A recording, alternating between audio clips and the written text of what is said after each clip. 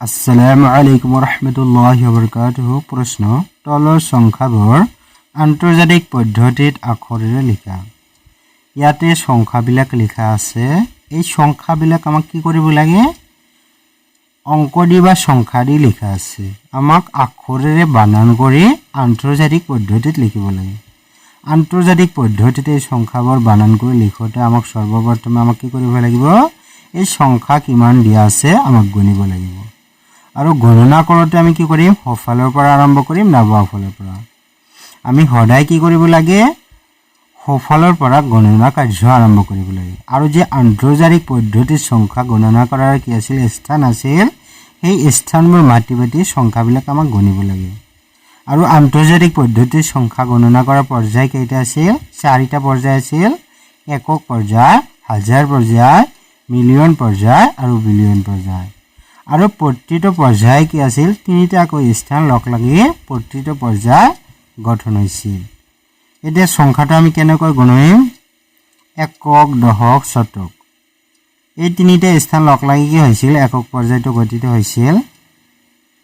এতিয়া কেনেকৈ গণিব লাগে সেইটোৱে মই চাম। একক, দশক, শতক, হাজাৰ, 10,000, 100,000। যেহেতু এটা কি হয়? হাজাৰ পৰ্যায় হয়। এতিয়া হাজাৰ পৰ্যায়ত আমাক কিমান দি আছে সেইটো চাব লাগে। ইয়াতে কিমান দি আছে? 389 দি আছে। এইটো সংখ্যাটো কিমান দি আছে? 389।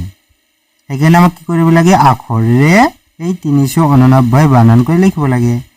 ইয়াতে যে 389 বানান কৰি লিখা হৈছে। লিখাৰ পিছত যেহেতু আমাৰ এইটো কি হয়?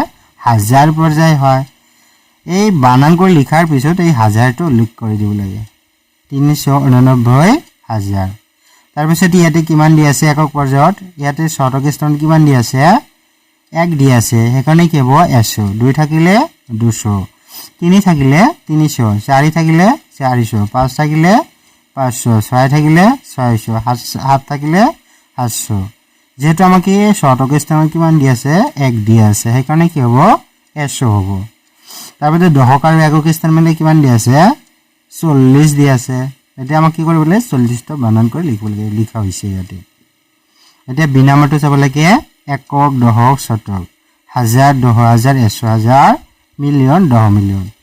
এতিয়া আমাক কি কৰিব? মিলিয়ন পৰ্যায়ত কিমান দি আছে? 42। যেহেতু আমাক 42 দি আছে, 42টা আমাক কি কৰিব লাগে? বানান কৰি লিখিব লাগে। ইয়াতে 42 বানান কৰি লিখা হৈছে। আৰু এই 42টো কোনটো পৰ্যায়ত আছে? মিলিয়ন পৰ্যায়ত আছে। এই মিলিয়নটো উল্লেখ কৰি দিব লাগে। 42 মিলিয়ন। তাৰপিছত আমাক হাজাৰ, হাজাৰ পৰ্যায়ত কিমান দি আছে?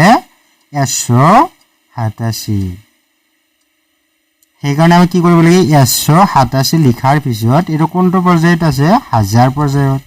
এই হাজাৰ পৰ্যায়টো উল্লেখ কৰি দিব লাগে। 187 হাজাৰ। তাৰপিছত ইয়াতে আমাক কি আছে? একক পৰ্যায়ত কিমান দি আছে? শতক স্থান আৰু দশক স্থানত একো দিয়া নাই। অকল কি দি আছে? 0 দি আছে। সেইকাৰণে সেইবিলাক একো নালাগে বা লিখিব নালাগে। অকল কি আছে? একক পৰ্যায়, এককত স্থানত কিমান দি আছে? 5 দি আছে। সেইকাৰণে আমাক কি কৰিব লাগে? এই 5টো বানান কৰি লিখিব লাগিব। 5 বানান কৰি লিখা হৈছে। চি নম্বৰ কিমান দি আছে? একক, দশক, শতক, হাজাৰ, 10,000, 100,000, মিলিয়ন, 10 মিলিয়ন। ইয়াতে মিলিয়ন পৰ্যায়ত আমাক কিমান দি আছে? 97 দি আছে। সেইকাৰণে এই যে 97 বানান কৰি লিখা হৈছে। আৰু এইটো কি? যেহেতু আমাক মিলিয়ন পৰ্যায়ত দি আছে 97, এই মিলিয়নটো উল্লেখ কৰি দিয়া হৈছে। তাৰপিছত হাজাৰ পৰ্যায়ত কিমান দি আছে? 999। এই 999 বানান কৰি লিখা হৈছে। লিখাৰ পিছত যেহেতু এটা কি আছে? হাজাৰ পৰ্যায়ত দি আছে, এই হাজাৰটো লিখিব লাগে। লিখা হৈছে যে। তাৰপিছত একক পৰ্যায়ত শতক স্থানত কিমান দি আছে? 8 দি আছে। 800 হ'ব। আৰু কি আছে? দশক আৰু একক স্থানত কিমান আছে? 97 দি আছে। এই যে 897। এনেকৈ যদি সংখ্যাবিলাক দিয়া থাকে তেনেহ'লে আমি আখৰেৰে বানান কৰি লিখিব পাৰিম বা লিখিব পাৰিম।